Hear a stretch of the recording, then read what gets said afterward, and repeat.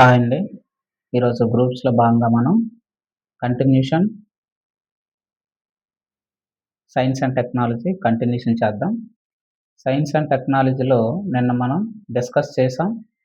ఈ biodiversity hotspots గురించి just brief introduction అయితే ఇచ్చాము. ఈ బయోడైవర్సిటీ హాట్‌స్పాట్స్ గురించి. ఇప్పుడు ఫుల్ డెప్త్‌లో వెళ్దాం. ఆ తర్వాత మనం కన్జర్వేషన్స్ ఏవైనా భారతదేశం విత్ రెస్పెక్ట్ టు మనం భారతదేశం ఏవైనా కన్జర్వేషన్స్ చేశామా?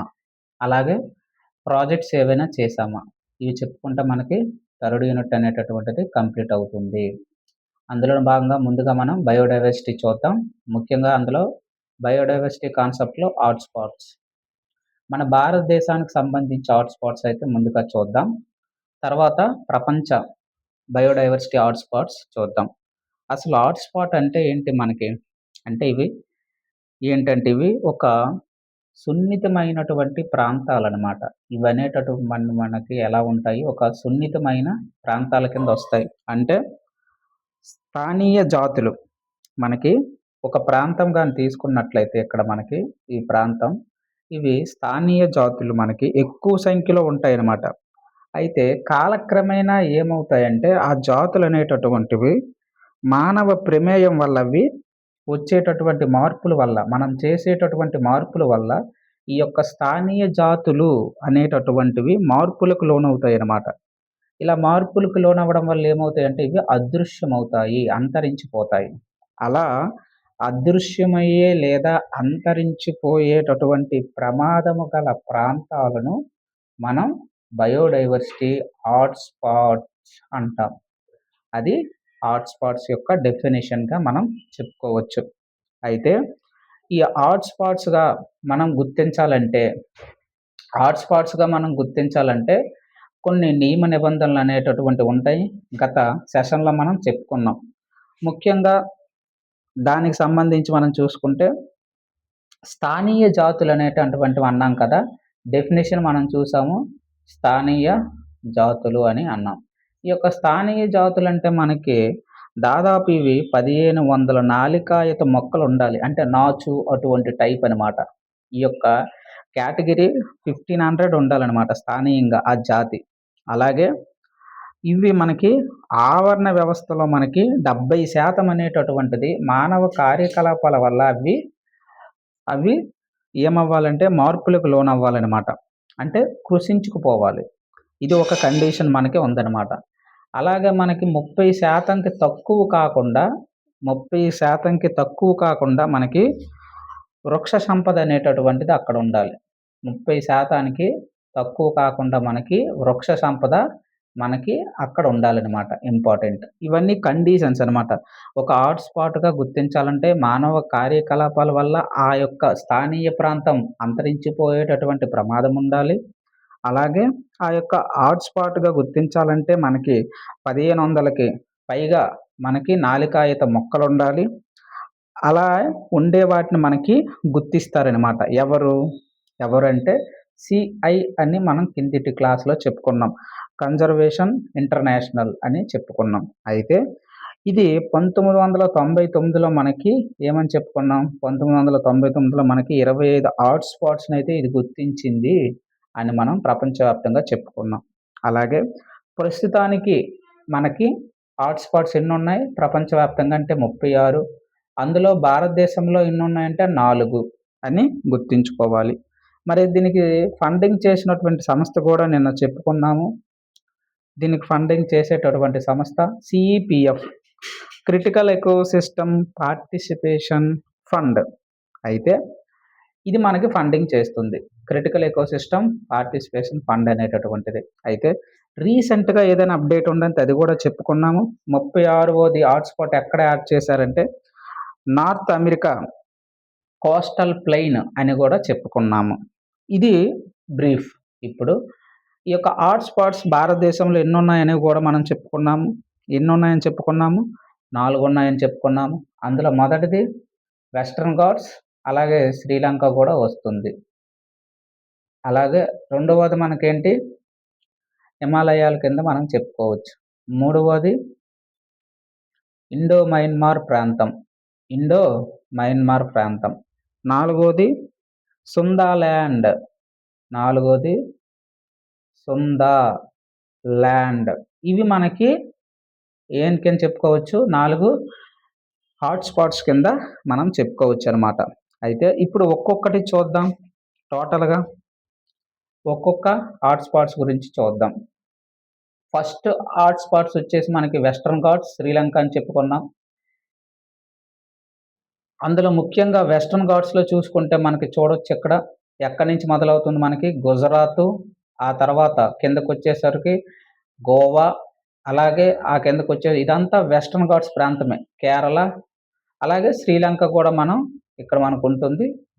ఈ శ్రీలంక గూడను కూడా మనం యాడ్ చేసుకోవాలి. ఎందుకంటే 200 నాటికల్ మైల్స్ దూరంలో ఉన్న ప్రాంతాన్ని మన భూభాగంలో చూపించుకోవచ్చనమాట. అందుకే మన మ్యాప్‌లో శ్రీలంక కూడా ఉంటుందనమాట.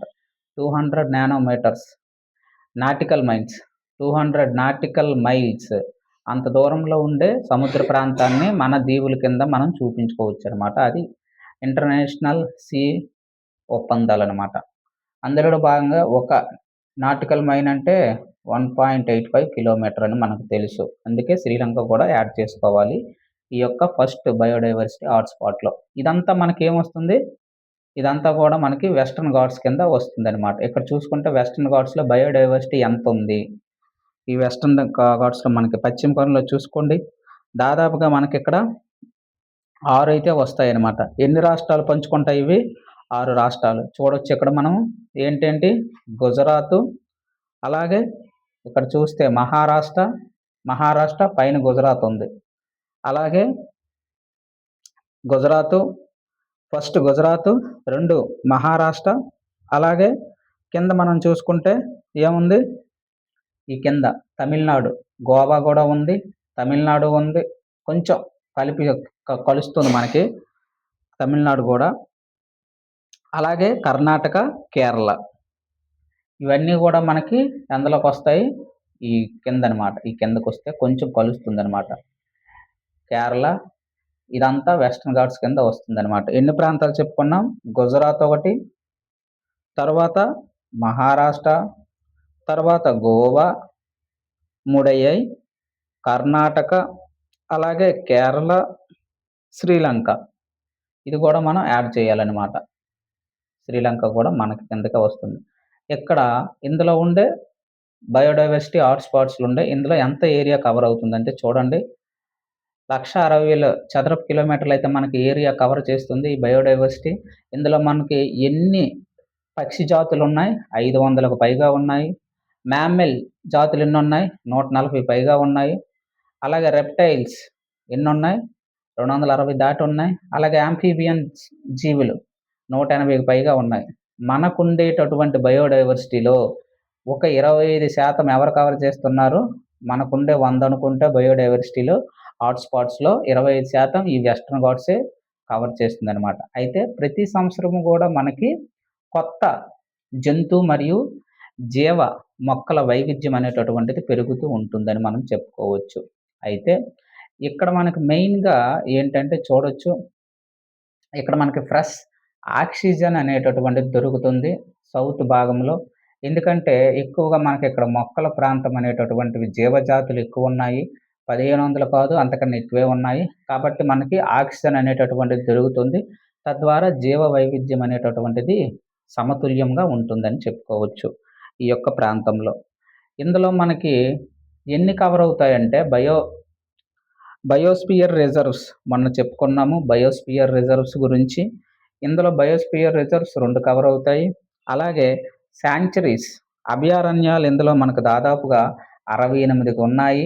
ఇందులో అభయారణ్యాలు. అలాగే ఇందులో ఈ వెస్టర్న్ ఘాట్స్‌లోనే మనకి 20 నేషనల్ పార్క్స్ కూడా మనకిక్కడ ఉన్నాయని చెప్పుకోవచ్చు. ఇదంతా మనకి కిందకొస్తుందంటే జీవ వైవిధ్యం, బయోడైవర్సిటీ హాట్‌స్పాట్స్‌లో మొట్టమొదటి కింద చెప్పుకోవచ్చనమాట. ఇంకా రెండవది హిమాలయాలు. రెండవ కేటగిరీ కింద మనకొచ్చేసప్పటికి హిమాలయాల కింద చెప్పుకోవచ్చు.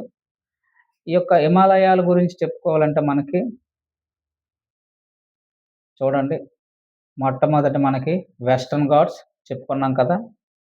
ఆ యొక్క వెస్టర్న్ ఘాట్స్‌లో మనకి రాష్ట్రాలు కవర్ అయ్యేవి. గుజరాత్, మహారాష్ట్ర, గోవా, కర్ణాటక, కేరళ, తమిళనాడు అని చెప్పుకున్నాము.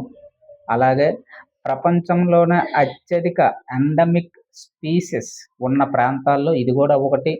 ఎండమిక్ స్పీసీస్ అంటే చెప్పుకున్నాము, స్థానీయ జాతులు లేదా ఆ ఒక ప్రాంతానికి మాత్రమే పరిమితమయ్యేటటువంటి జీవరాశి సమూహాన్ని మనం ఎండమిక్ స్పీసెస్‌గా పేర్కొంటాము. అయితే ఇది యునెస్కో నుంచి మనకి వరల్డ్ హెరిటేజ్ సైట్‌కి కూడా గుర్తింపు అయితే పొందింది. రీసెంట్‌గా మనకి ఒక సైట్ అయితే పొందింది. వరల్డ్ హెరిటేజ్ సైట్ కింద యునెస్కో నుంచి ఏంది అదంటే 45థ్ కింద మనం చెప్పుకోవచ్చు. అదే మనకి సారనాథ్. సారనాథ్, సారనాథ్ స్తూపం. ఇది మనకి ఉత్తర ప్రదేశ్‌లో మనకుంది. ఇది మనకి 45వ భారతదేశం నుంచి యునెస్కో గుర్తించినటువంటి ప్రపంచ వారసత్వ సంపద కింద చెప్పుకోవచ్చు. ఇది మనకి సారనాథ్ బౌద్ధుడు లేదా బుద్ధుడు మొట్టమొదటి జ్ఞానోదయం అయిన తర్వాత ఉపన్యాసం ఇచ్చేటటువంటి ప్లేస్ ఈ సారనాథ్ స్తూపం. ఇది అప్డేట్ కరెంట్ అప్డేట్ కింద మనం చెప్పుకోవచ్చు. అయితే ఇక్కడ ఈ యొక్క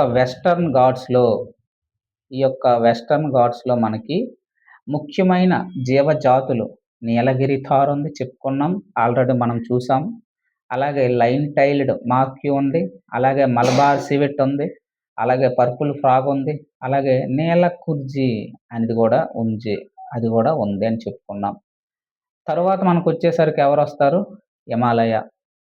మెయిన్‌గా మనకి ఈ హిమాలయాల్లో ఇంపార్టెంట్ భాగం ఏంటంటే తూర్పు హిమాలయాలు ఉంటాయి.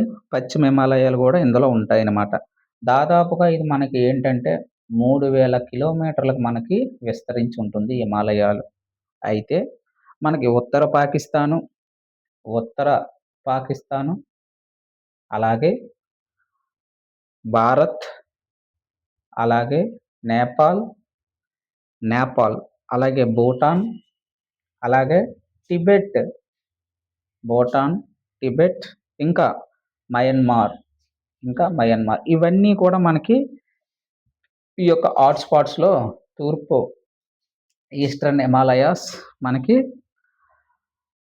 టోటల్ హిమాలయాస్‌లో ఇవన్నీ కలుస్తాయన్నమాట. టోటల్ హిమాలయాస్‌లో ఇవన్నీ వస్తాయి. అందులో తూర్పు హిమాలయాలు ఉంటాయి. పశ్చిమ హిమాలయాలు కూడా మనకి ఉంటాయి. ఇవి తూర్పు హిమాలయాలు అయితే ఇవన్నీ మనం చెప్పుకోవచ్చు.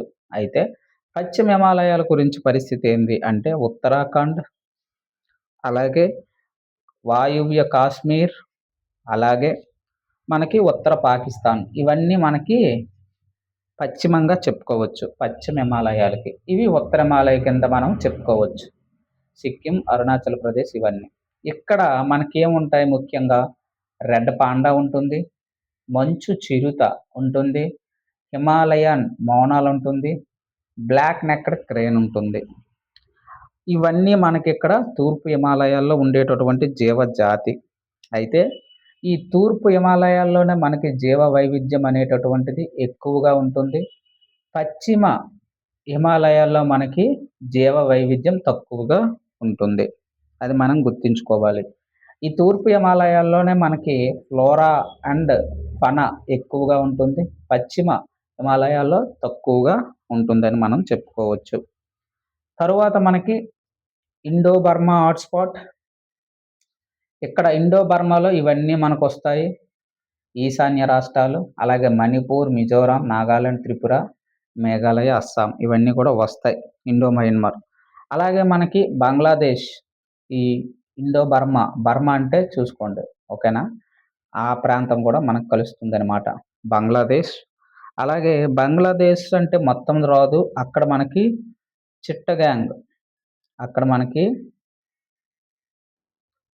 చిట్టగాంగ్ కొండల్లో తీసుకుంటే మొదలై ఈశాన్య భారతం గుండా విస్తరిస్తూ మయన్మార్, లావోస్, కాంబోడియా ఇవన్నీ వస్తాయన్నమాట.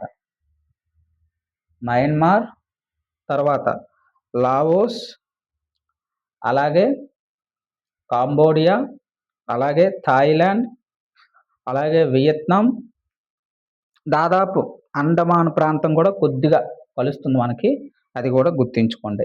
ఇవన్నీ మనకి ఇండో బర్మా ప్రాంతంలోకి హాట్స్పాట్స్లోకి వస్తాయన్నమాట. ఇందులో ముఖ్యంగా మనకి కనిపించేటటువంటి జీవజాతి ఇది hoolock gibbon, golden langur, clouded leopard, hornbill. ఇవన్నీ కూడా మనకి దేనికి సంబంధించినవి? ఇండో మయన్మార్, బర్మా ప్రాంతానికి సంబంధించినవిగా మనం చెప్పుకోవచ్చు. అయితే ముఖ్యమైన జీవజాతులంటే ఏవంటే ఇవని చెప్తాం.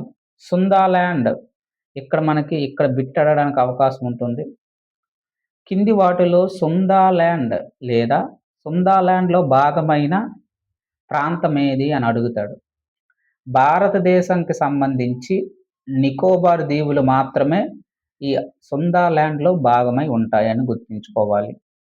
ఇక్కడ మెగాపోడ్ ఉంటుంది. నికోబార్‌కు సంబంధించినటువంటి నికోబార్ ట్రీ స్టోరీ ఉంటుంది. అలాగే సాల్ట్ వాటర్ క్రొకోడైల్ ఉంటుంది. ఇవన్నీ కూడా మనకి దేనికి సంబంధించింది? సుందాలాండ్‌లో భారతదేశానికి సంబంధించి నికోబార్ దీవులు మాత్రమే ఉంటాయని గుర్తుంచుకోవాలి. ఇంకా మిగిలినవి ఏముంటాయంటే ఇక్కడ సుందాలాండ్‌లో మనకి ఇండోనేషియాలో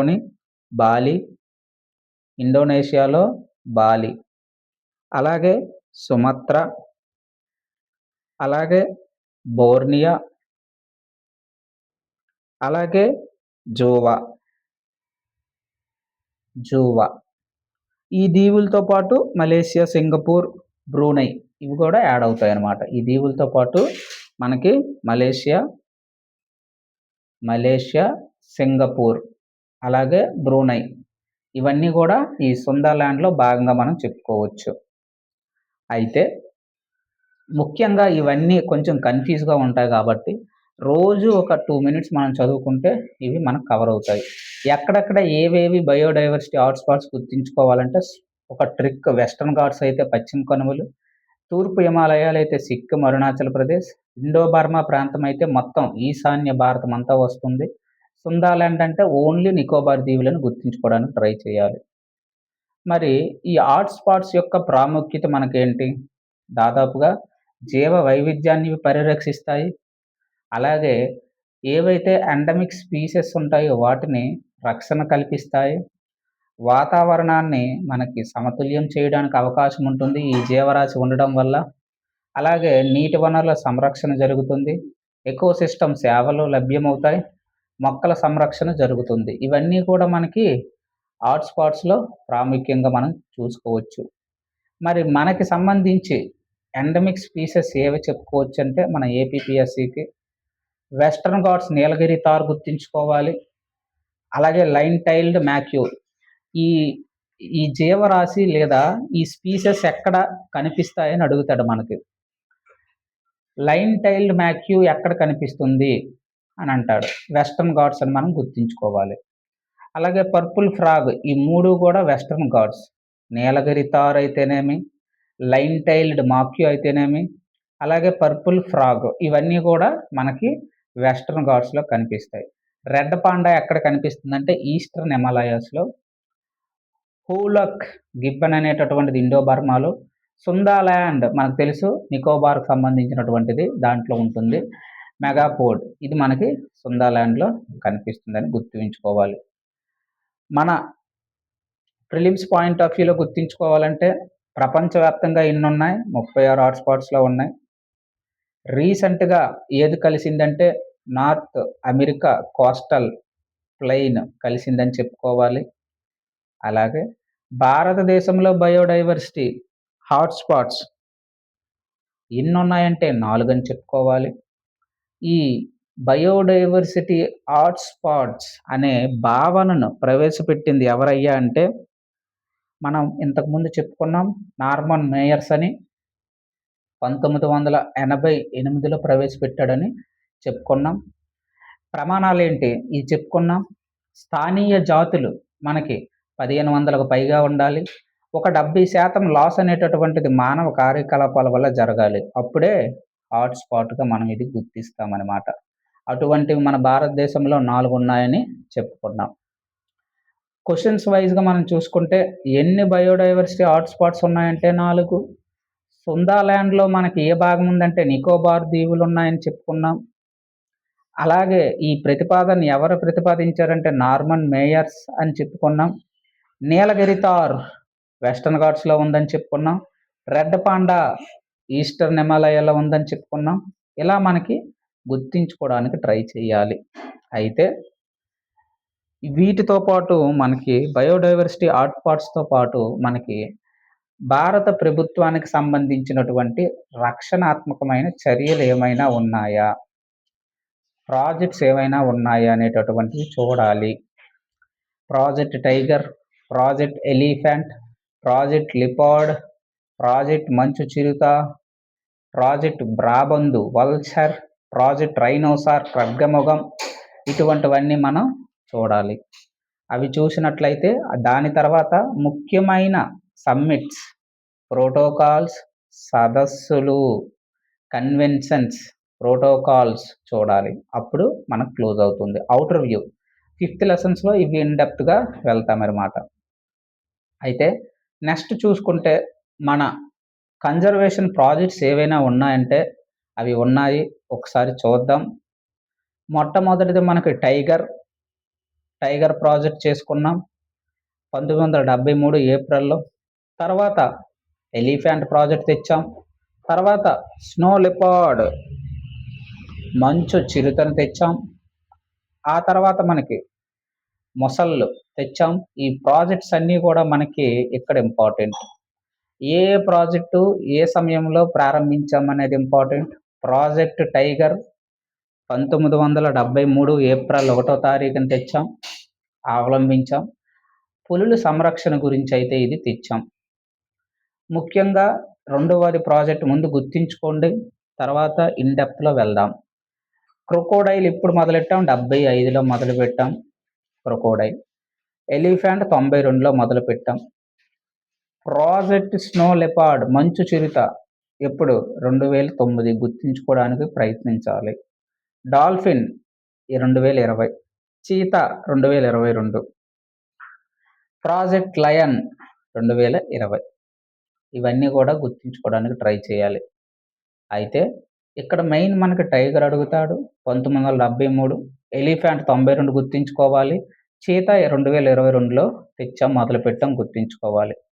ముందుగా నైజీరియా నుంచి చీతాలు తెచ్చాం. ఆ తర్వాత సౌత్ ఆఫ్రికా నుంచి చీతాలను తెచ్చుకున్నాం. తర్వాత మొన్న రీసెంట్‌గా 2026లో మనం బోత్స్వానా నుంచి కూడా ఈ చీతాల్ని తెచ్చుకున్నామనమాట. భారతదేశంలో ఇవి అంతరించిపోయాయి. 1952లోనే మనకి ఈ చీతాలు అనేటటువంటివి అంతరించిపోయాయన్నమాట. చీతా వేరు, చిరుత వేరు. మనం గుర్తుంచుకోవడానికి ట్రై చేయాలి. Project tiger 1973, elephant 92, snow leopard 2009, dolphin 20, cheetah 22, lion 20 గుర్తుంచుకోవడానికి ట్రై చేయాలి. ఇవన్నీ అప్డేటెడ్‌వి. అయితే ఒక్కొక్కటి మనం చూద్దాం. ఇవన్నీ కొనసాగుతున్నాయి. ఇవి అంతగా అవసరం లేదు. ప్రస్తుతం ఏది వార్తల్లో ఉందో అవి చూడాలి. ఈ అన్ని ప్రాజెక్టులకి మనకి మినిస్ట్రీ ఆఫ్ ఇది important. Environment and forest climate change అనేటటువంటి శాఖ నోడల్‌గా ఉంటుంది. ఇవన్నీ కూడా క్రిటికల్లీ ఎండేంజర్డ్ స్పీసెస్ మనం చెప్పుకుంటాం. ఇక్కడ మనం చూసుకుంటే ముఖ్యమైన జాతులు ఇవన్నీ కూడా చెప్పుకున్నాం ఆల్రెడీ కిందటి క్లాస్‌లో. ఇందులో ముఖ్యంగా మనకు సంబంధించింది ఏమిటి? జోర్డాన్ కోర్సర్, ఇది మన నిశాచర పక్షి అని చెప్పుకున్నాం. ఓకేనా? పుల్లెందు పక్షి సంరక్షణ కేంద్రంలో ఇది సంరక్షించబడుతుందని కూడా చెప్పుకున్నాం. మనకు సంబంధించింది అది.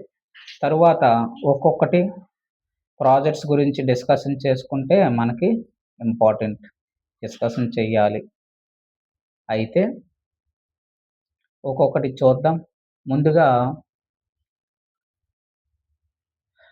వల్చర్ చూద్దాం. రాబందుకు సంబంధించి ఇది 2006లో తెచ్చుకున్నాం. రాబందులకు సంబంధించి ప్రాజెక్ట్. అయితే ఇది రీసెంట్‌గా మోడిఫై చేసాం 2020లో. ఇది action plan for vulture conservation 2020-2025. ఇది మనకి ఇంపార్టెంట్. అయితే ప్రస్తుతం అయితే ఇదే అమలులో ఉన్నది. ఇది నేషనల్ యాక్షన్ ప్లాన్ కింద మనం చెప్పుకోవచ్చు అనమాట. ఎవరి ఆధ్వర్యంలో? Ministry of environment and forest climate change వాళ్ళ ఆధ్వర్యంలో మనకి ప్రాజెక్ట్ వల్చర్ అయితే రన్ అవుతుంది. 2006లో అయితే మొదటగా తీసుకొచ్చాము. కానీ కొన్ని సవరణలు చేసి 2020లో మనకి ఇదే ప్రస్తుతం రన్ అవుతుందని గుర్తుంచుకోవాలి. అయితే నెక్స్ట్ ప్రాజెక్ట్ టైగర్ గురించి 1 బై 1 వెళ్దాం. ఇవన్నీ చూసాం కదా! ఓకే. First project cheetah.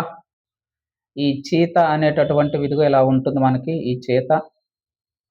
మనం ఫస్ట్ చూడండి సౌత్ ఆఫ్రికా, ఇండియా ఈ యొక్క ప్రాజెక్ట్ చీతానైతే ఇలా బాక్సుల్లో పెట్టి తెచ్చారు. ఓకేనా? ఈ యొక్క చీతాస్‌ని మనం ఒక్కొక్క దేశం నుంచి తెచ్చుకున్నామని చెప్పుకున్నాం కదా! ఆ యొక్క చీతాలైతే మనకి కూను నేషనల్ పార్క్ ఓకేనా? మొదటగా ప్రవేశపెట్టాం. 1 బై 1 ఇక్కడ కూడా చూడండి నెక్స్ట్ ఆ కూను నేషనల్ పార్క్ సింబల్ అయితే ఇక్కడ మనకు కనిపిస్తుంది. చీతాలైతే బయటికి దూకాయి, వచ్చాయి. ముందుగా ఇంక్యుబేషన్‌లో ఉంచాం క్వారంటైన్‌లో ఈ చీతాస్‌ని. ఇదైతే మన భారత్‌లో అయితే చీతాలైతే అంతరించిపోయాయి. ఇది మనకి ఇంటర్ కాంటినెంట్ ఒక పెద్ద మాంసాహార జంతువుని ఇది మనం చెప్పుకోవచ్చు. అయితే దీన్ని మనం పునర్ప్రవేశపెట్టామనమాట. చెప్పుకున్నాం కదా! ముందుగా ఎవరి నుంచి తెచ్చుకున్నాం? నైజీరియా, తర్వాత సౌత్ ఆఫ్రికా, తర్వాత బోట్స్వానా, నమీబియా. ఓకేనా? ఒక్కొక్కటి చూద్దాం. ఫస్ట్ ఎప్పుడు ప్రారంభించాం? 22 చీతా అని గుర్తుంచుకోండి. పర్యావరణ, అటవీ మార్పుల వాతావరణ మార్పు మంత్రిత్వ శాఖ కింద వస్తుంది. అయితే దీన్ని ఎవరు అమలు చేస్తారు అనేది important. National tiger conservation authority వాళ్ళు చేస్తారు. మరి టెక్నికల్‌గా ఎవరైనా పార్ట్నర్‌షిప్ ఉందా? అంటే ఉంది. Wild life institute of India వాళ్ళు టెక్నికల్ సపోర్ట్ ఇస్తారనమాట. అంటే ఏంటి? ఈ చీతాస్ ఉన్నాయి. ఎక్కడెక్కడ తిరుగుతున్నాయి? వాటి యొక్క ప్రాబబిలిటీ ఎలా ఉంది? అలాగే వాటి యొక్క యాక్టివ్‌నెస్ రేట్ ఎలా ఉంది? అలాగే కంటిన్యూయస్‌గా మానిటరింగ్ చేస్తారు. వాటిల మీద సెన్సార్స్ పెట్టి అన్నీ చేస్తారనమాట. లైవ్ ట్రాకింగ్ అయితేనేమి, వాటి యొక్క ఫుడ్ ఎకోసిస్టమ్ అయితేనేమి, ఇవన్నీ టెక్నికల్‌గా సపోర్ట్ ఇస్తారనమాట. Wild life institute of India వాళ్ళు. అలాగే ఫస్ట్ ఎక్కడ తెచ్చాము? కూనో జాతీయ ఉద్యానవనంలో మధ్యప్రదేశ్‌లో ప్రవేశపెట్టాం. ఈ 2022లో. ఎందుకు స్టార్ట్ చేసాం? 1952లో ఇదైతే అంతరించిపోనాయి. ఎక్స్‌టింక్ట్ అయిపోయి మన భారతదేశంలో అయితే లేవు. ఇవి గడ్డి భూముల పునరుద్ధరణ గురించి ఇవి ఉపయోగపడతాయి. ఎందుకంటే ఆ గడ్డి భూములు ఎవరు తింటారు? శాకాహారులు తింటారు. ఆ శాకాహారులు మొత్తం తినేస్తే ఏమవుతాయి? గడ్డి భూములు మరి ఉండవు. మరి ఈ శాకాహారుల్ని నియంత్రించడానికి ఈ యొక్క చీతాస్ ఉపయోగపడతాయి. ఆహారపు గొలుసు ఫుడ్ చైన్‌ని సమతుల్యం చేయడానికి ఉపయోగపడుతుంది. మనం బయోడైవర్సిటీలో ఎకోసిస్టమ్ గురించి ఇవన్నీ చెప్పుకున్నాం. ఆహారపు గొలుసు అంటే ఏంటి? ఫుడ్ వెబ్ అంటే ఏంటి? ఆహార జాలకం అంటే ఏంటి? ఇవన్నీ చెప్పుకున్నాము. అలాగే పర్యాటక రంగము, ఆ పర్యాటక రంగాన్ని నమ్ముకున్నటువంటి వాళ్ళకి ఉపాధి అవకాశాలు కూడా కల్పించుకోవచ్చు. అందుకు తెచ్చాం. నమీబియా. ఫస్ట్ నమీబియా ముందుగా 8 చీతాలు తెచ్చుకున్నాము. సెప్టెంబర్ 22లో. దక్షిణాఫ్రికా నుంచి 12 తెచ్చాము. ఫిబ్రవరి 23లో. బోట్స్వానా 9 తెచ్చాము. ప్రెస్ ఇన్ఫర్మేషన్ బ్యూరో మనకి మెయిన్ ఇది అఫీషియల్ గుర్తుంచుకోవడానికి ట్రై చేయండి. ఫిబ్రవరిలో రీసెంట్‌గా మనం తెచ్చాము. ఎక్కడి నుంచి అంటే రీసెంట్‌గా 9 చీతాస్‌ని బోట్స్వానాలో తెచ్చాం. ప్రస్తుత పరిస్థితి అయితే బానే ఉంది. భారతదేశంలో అభివృద్ధి అయితే చెందుతున్నాయి చీతాసు. ఓకేనా? అది ప్రస్తుతానికి ప్రాజెక్ట్. అయితే ఈటిల్ని ఎక్కడెక్కడ తెచ్చాము? ప్రవేశపెట్టామంటే ఫస్ట్‌లో మనకి కూనో నేషనల్ పార్క్‌లో పెట్టాము. అయితే అవి చచ్చిపోయాయి క్వారంటైన్‌లో. ఎందుకంటే మనకు ఆ యొక్క ఆవాసం అనేటటువంటిది అంతవరకి ఒక ఆవాసంలో పెరిగి తర్వాత ఇక్కడికి షిఫ్ట్ అయ్యాయి కదా! అవి కొన్ని తట్టుకోలేకపోయాయి. రెండో దశలో మనం బోట్స్వానా నుంచి తెచ్చాం. గాంధీ సాగర్ వైల్డ్ లైఫ్ శాంక్చురీలో ఉంచామనమాట. 2022లో ప్రాజెక్ట్ స్టార్ట్ చేసుకున్నాం. నమీబియా, దక్షిణాఫ్రికా, బోత్స్వానా గుర్తుంచుకోండి. మొదటి చేతాలు, రెండో చేతాలు, మూడో విడత చేతాలు. మొదటగా కూనోలో ప్రవేశపెట్టాం. అమలు ఎవరు చేస్తారు? National tiger conservation of authority. ఎవరు సాంకేతికతగా మనకి సపోర్ట్ ఇస్తున్నారు? Wild life institute of India. గుర్తుంచుకోవడానికి ట్రై చేయండి. ఎప్పుడు స్టార్ట్ అయింది ప్రాజెక్టు? మనకి 2022లో స్టార్ట్ అయింది. మొదటి విడత ఎక్కడి నుంచి వచ్చాయి? నమీబియా నుంచి వచ్చాయి. ఎవరు అమలు చేస్తున్నారు? National tiger conservation authority. మరి ఎవరు మొదటి ఉద్యానవనంలో మనం ప్రవేశపెట్టాం ఈ చేతాస్ని? కూనో, మధ్యప్రదేశ్. కూనో నేషనల్ జాతీయ ఉద్యానవనంలో ప్రవేశపెట్టాం. లక్ష్యం ఏంటి? చేతాస్ని పునఃప్రవేశపెట్టాలి. తద్వారా గడ్డి భూముల్ని, పర్యావరణ వ్యవస్థని, ఎకోసిస్టమ్ని డెవలప్మెంట్ చేయాలి. ఓకేనా? తరువాత ప్రాజెక్ట్ మనకి ఇంపార్టెంట్ లయన్స్ చూడాలి. Project Lions important. ఇవి కూడా జీవ వైవిధ్యంలో తన వంతు పాత్ర అయితే పోషిస్తాయి. ఈ యొక్క లయన్స్ ప్రాజెక్ట్ మనం చూసుకుంటే ముఖ్యంగా మన ఏషియాటిక్ లయన్స్ ఎక్కువగా మనకి ఒక దగ్గరే ఉన్నాయన్నమాట. గుజరాత్ ప్రాంతంలో ఉన్నాయి. మరి అందుకే ఈ ప్రాజెక్ట్‌ని కూడా స్టార్ట్ చేశాం. ఒక దగ్గర ఉండడం వల్ల ఏమవుతాయి? వ్యాధులు రావడానికి అవకాశం ఉంటాయి. చనిపోవడానికి అవకాశం ఉంటాయి. అందుకే వీటిని కూడా ప్రొటెక్ట్ మనం కన్జర్వేషన్ చేస్తున్నాం. సంరక్షిస్తున్నాం. అయితే ఈ యొక్క లయన్స్ ప్రాజెక్ట్ తీసుకుంటే మనం రీసెంట్‌ది అప్డేటెడ్‌ది 2020లో 74వ స్వాతంత్ర దినోత్సవంలో అయితే ప్రసంగంలో లయన్స్‌ని కూడా మనం కాపాడాలని ప్రసంగం చేశారు పీఎం. దాని యొక్క ఏషియాటిక్ లైమ్ యొక్క శాస్త్రీయ నామం ఇది. ప్యాంథీరియా లియో పెర్సికా. ఎవరు? Ministry of environment, forest, climate change వాళ్ళైతే మనకి ఇది అమలు చేస్తున్నారు. మనకి ప్రధానంగా ఎక్కడ?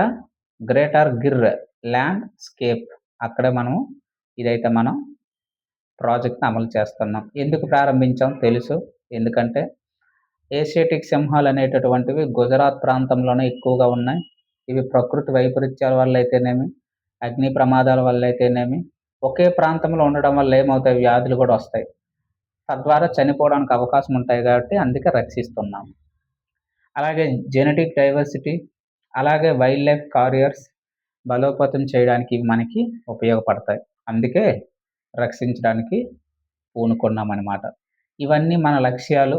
ఏదైనా మనకి జనాభా పెరగాలి, పునరుద్ధరణ జరగాలి, వన్యప్రాణి కారిడార్లు ఇంప్రూవ్‌మెంట్ చేయాలి, ఆర్&డి చేసి వాటిని ఎక్కువగా వాటి యొక్క జాతిని పెంచగలగాలి. ఎక్కడెక్కడున్నాయి? Gir national park, wildlife శాంక్చురీలో, greater Gir landscape, Barda wildlife sanctuary. ఇవన్నీ కూడా మనకి వాటి యొక్క ఆవాస ప్రాంతాలు. ఇవన్నీ మనకు తెలుసు. 2020లో స్టార్ట్ చేసుకున్నామని. వాటి మీద బిట్లు. ఏషియాటిక్ లైన్ 2020, చీతా ప్రాజెక్ట్ కూడా గుర్తుంచుకోండి. ఓకేనా? 23 అలా గిర్‌లో ప్రవేశపెట్టాము. అలాగే గుజరాత్ ఇవన్నీ గుర్తుంచుకోండి. ఇదిగోండి ప్రాజెక్ట్స్ ఏవేవంటే టైగర్ అయితే 73 గుర్తుంచుకోండి. ఎలిఫెంట్ అయితే 92, 2009లో స్నో లెపార్డ్, డాల్ఫిన్ కానీ, ప్రాజెక్ట్ లైన్ కానీ 20, చీతా 22 ఇంపార్టెంట్. చీతా 22 దీనిలోని భాగంగా ఇంటర్నేషనల్ బిగ్ క్యాట్ అలియన్స్ అనేటటువంటిది 13 దేశాలతో మనం ఒప్పందం చేసుకున్నాము. వాటిని సంరక్షిస్తున్నాము.